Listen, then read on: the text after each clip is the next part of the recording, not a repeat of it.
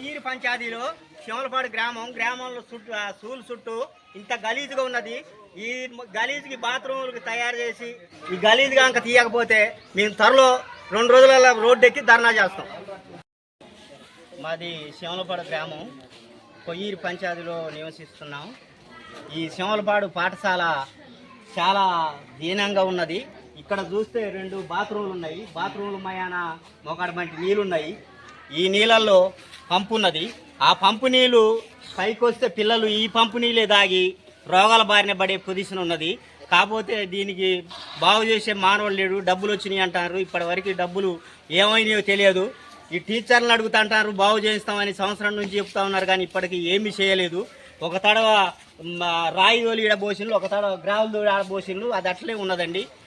పరిస్థితి dengue malaria వస్తే ఎవరు బాధ్యులండి? పిల్లలకి అడిగితే ఏదో చెప్తా ఉన్నారండి, సరిగా సమాధానం చెప్పట్లేదు.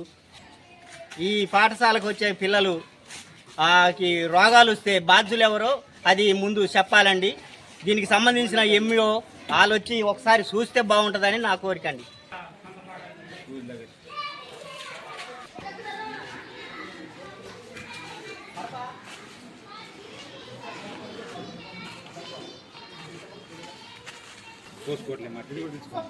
ఏంటి పొజిషన్ ఏంటి? దేనికి ట్యాంక్ ఉందా? ఉన్నది, పైన నీళ్ళు కనపడాలా? ఉన్నారే ఉంటుంది. సరిగ్గా వచ్చి చూడండి, వచ్చి మాట్లాడండి, న్యాయం చేయండి మాకు ప్రతిదీ. ఇలా ఉంటే మేము పిల్లల్ని బడికి పంపాం. అవసరం స్కూల్ మూసేస్తాం మేము ప్రతిదీ. ఈ సైడ్ మొత్తం రొట్టె ఉంది బాత్రూమ్ చూడండి.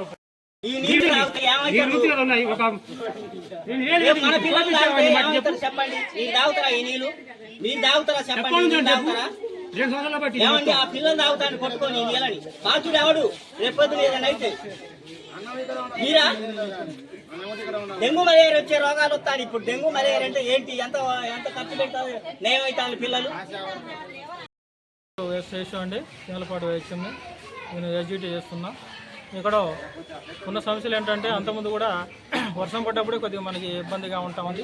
అది కూడా నేను సెక్రటరీ గారికి, తర్వాత గ్రామస్తులతో కూడా మాట్లాడాను. పేరెంట్స్ మీటింగ్ పెట్టి ఈ మధ్యలో కాంట్రాక్ట్ కూడా మాట్లాడాను. ఆ కాంట్రాక్ట్ కూడా మళ్ళీ రాళ్ళు, తర్వాత కంకర అవి తోలారు. అవి కూడా ఈ మధ్యలో చేపిస్తున్నారు. వర్షం ఉంది కారణంగా కొద్దిగా పని ఆగిపోయిందండి.